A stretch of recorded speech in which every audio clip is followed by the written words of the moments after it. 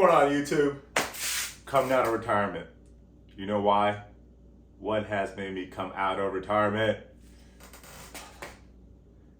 The damn DRZ. Ready for everything.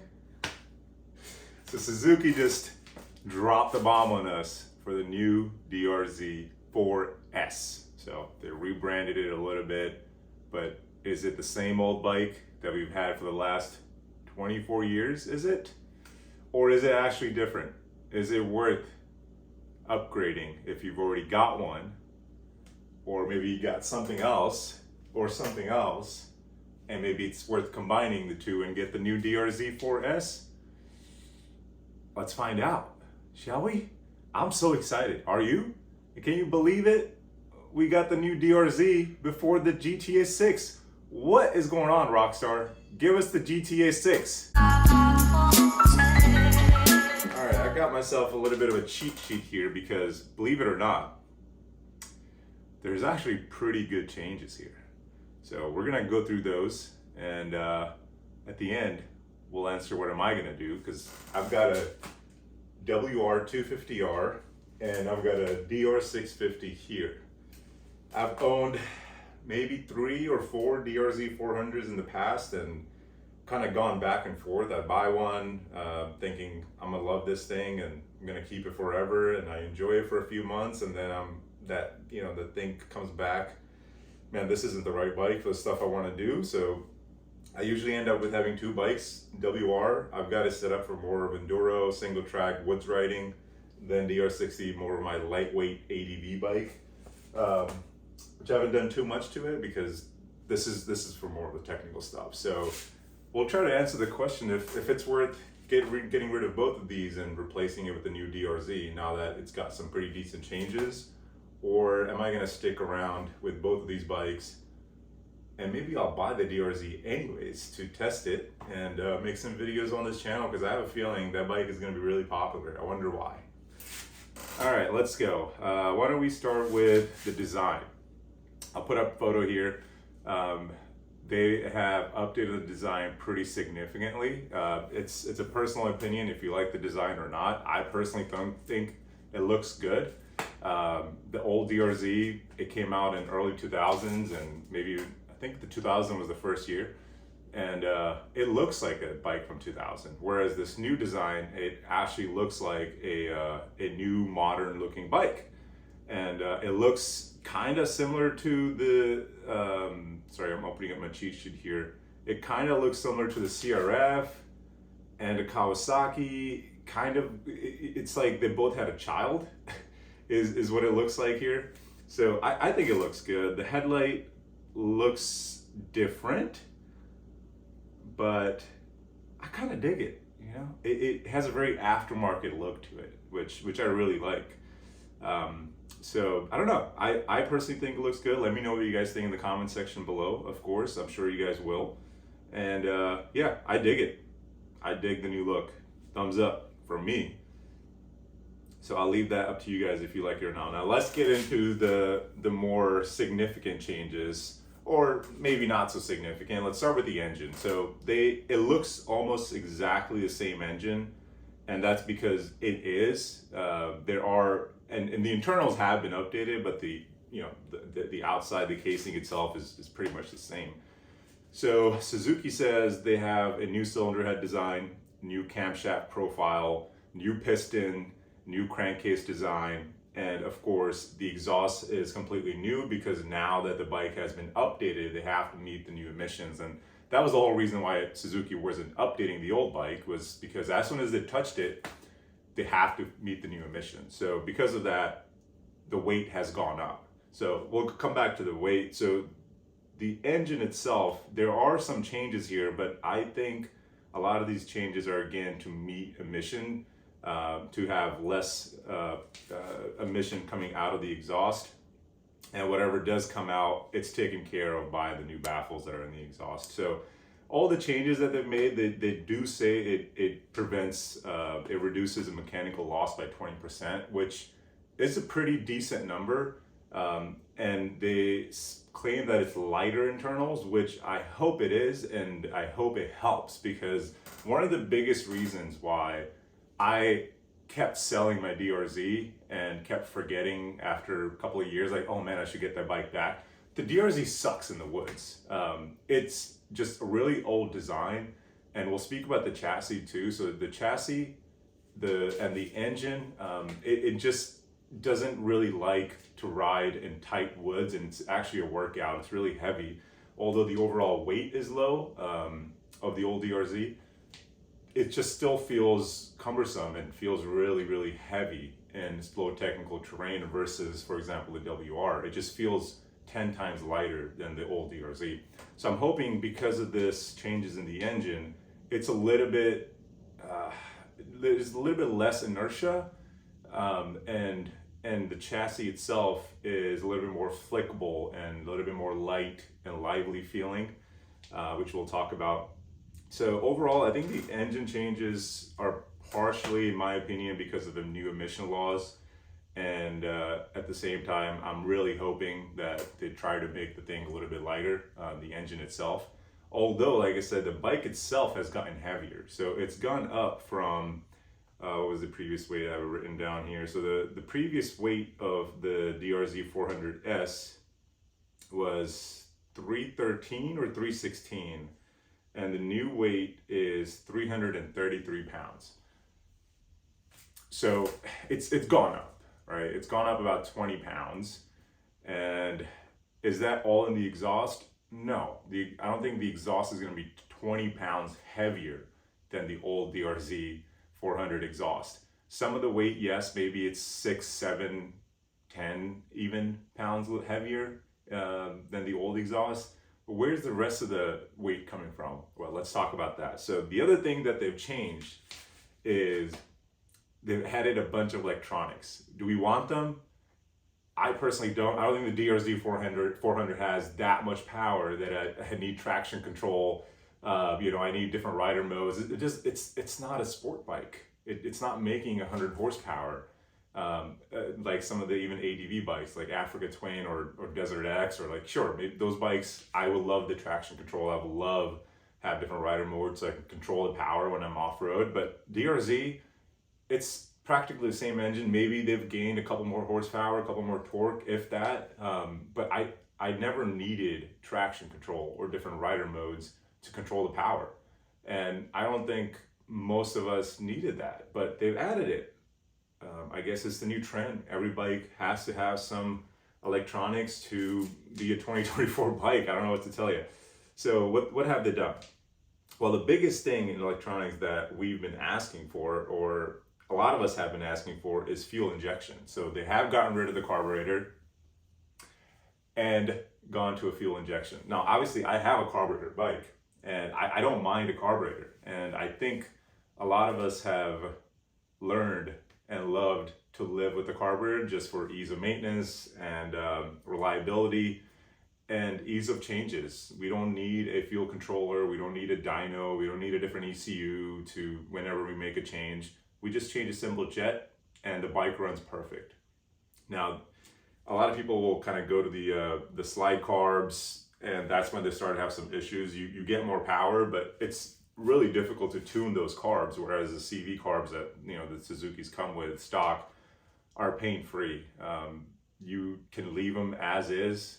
If you don't make a change, you put a new exhaust on, just go up in one size jet, and you're golden. Like, you don't have to do much.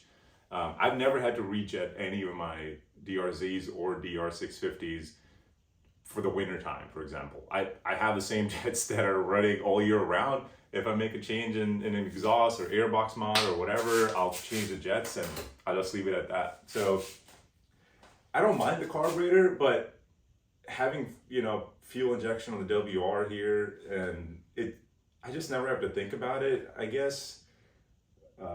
So I'm kind of partial, but I know the community have been wanting a fuel injection in DRZ, and now we have it. So congrats.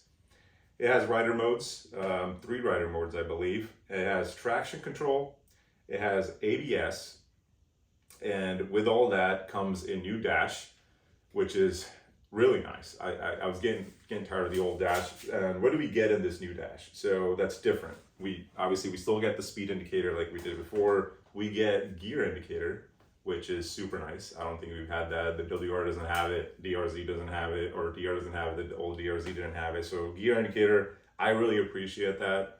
I know some of you guys are like, I don't need a gear indicator. I can tell what gear my bike is in. I can too, but it's really nice to just not have to think about, oh shit, was I in third or was I in second? Just look down and you see it, right? So it's really nice to have the gear indicator. It does also have a fuel gauge, which is really nice. It still does not have RPMs, which, okay, whatever. You know, I'm not too annoyed about that. I think that's okay.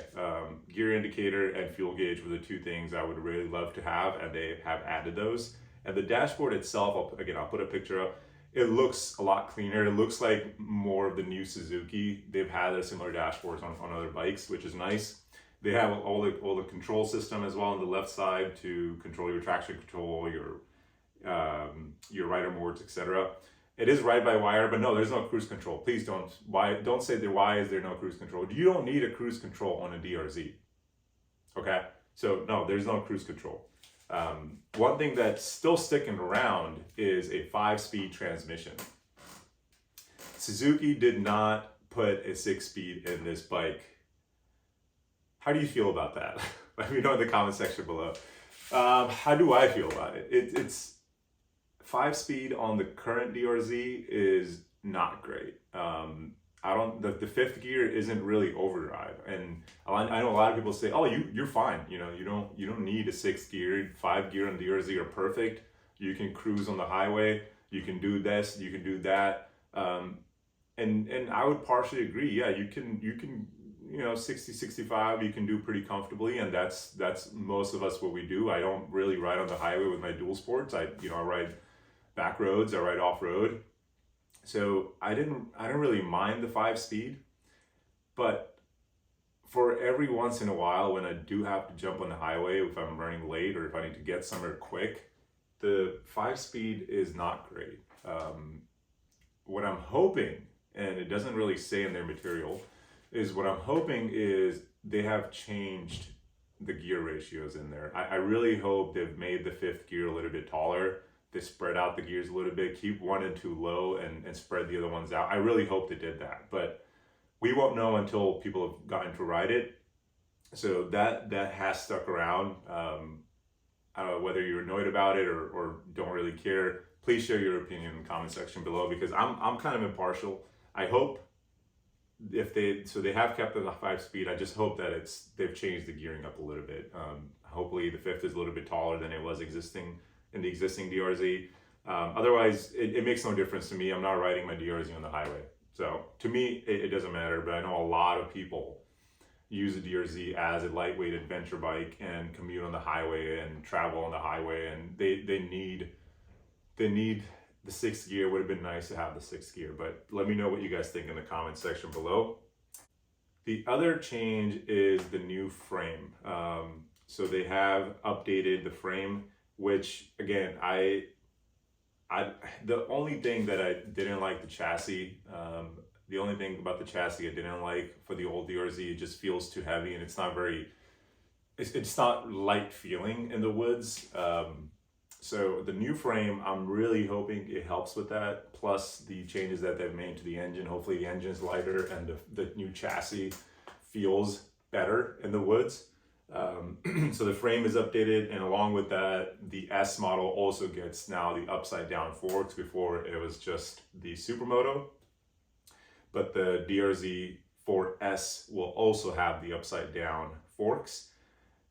But if I've got my numbers right, it seems like the forks were losing a little bit of travel now, not by a lot. The old Suzuki DR-Z400S had 11.3 travel in the forks, and now we have exactly 11 inches. So there is a slight change and loss in the fork travel, and the rear is exactly the same still. So 11.6 in the current DRZ, 11.6 in the new DRZ.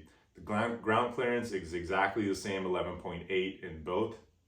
So maybe I've got my numbers wrong, and I came to 11 inches in the fork travel versus 11.3 that the current model has.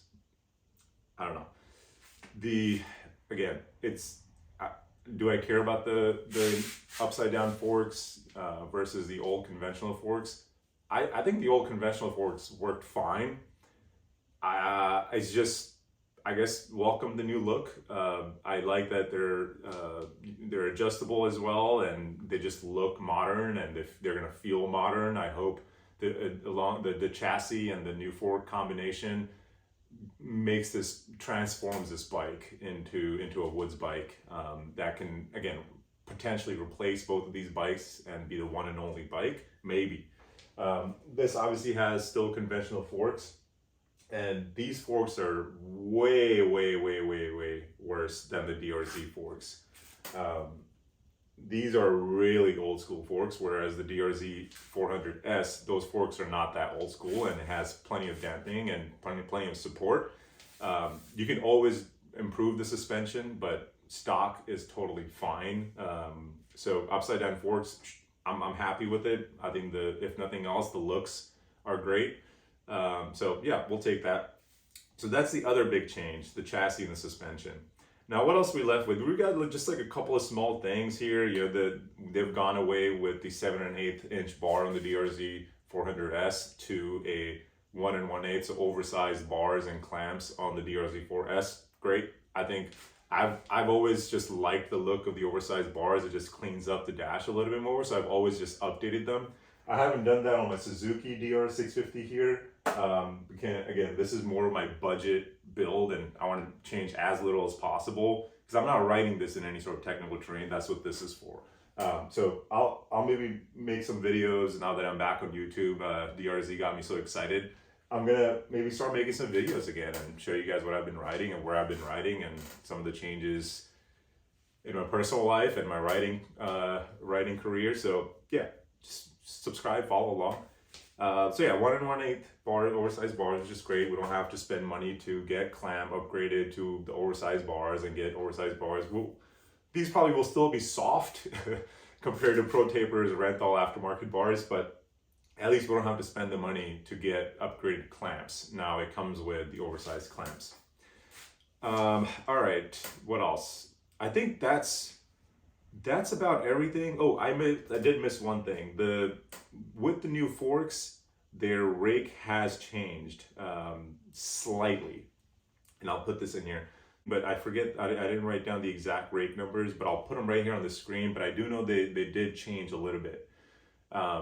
So hopefully it changed for the better. Hopefully they didn't push it out more to provide more street stability, and I hope they moved it closer for better flickability and ease of turn. I just forgot to write them down, and I can't remember if they went up or down, if they moved it further, more rake, or if they moved it closer. So I'll put that up here. If they moved it closer, I'm happy. I think it needs that. But if they moved it further, I don't know. I hope not. I think the wheelbase has stayed the same, so that didn't change. But yeah, I think that's everything. That's everything that I noticed from the new press releases they shared. I can't wait to ride it. As soon as my local dealer gets it, I'm going down there and at least having a seat on it. And if I like and the look and the feel and how it feels sitting on it, I'm gonna pick it up. I'm gonna buy the new DRZ4S. It's ready for everything, guys. And I want to be ready for everything. Do you want to be ready for everything? Are you ready? Are you ready? Hopefully you saw the promo and you get it. But yeah, that's it. That's the new DR-Z4S. I'm pretty stoked. I haven't read anything about it, so this is fresh personal opinion. I have not been tainted by other people's opinions of what people think of the look of the bike, the changes, whatever. This is my fresh opinion after just reading the press release from Suzuki. I'm pretty excited about it, and I hope you are too. And I hope you'll subscribe and follow along for these new bikes. I'm gonna make make some changes to the DR650 here to make it tall rider friendly. As you guys know, I'm 6'5". I make a bunch of videos, or I used to make a bunch of videos on bikes fitting tall people. This needs some work, and I'm gonna do that. So please subscribe, and I'll see you guys on the next one. Take care.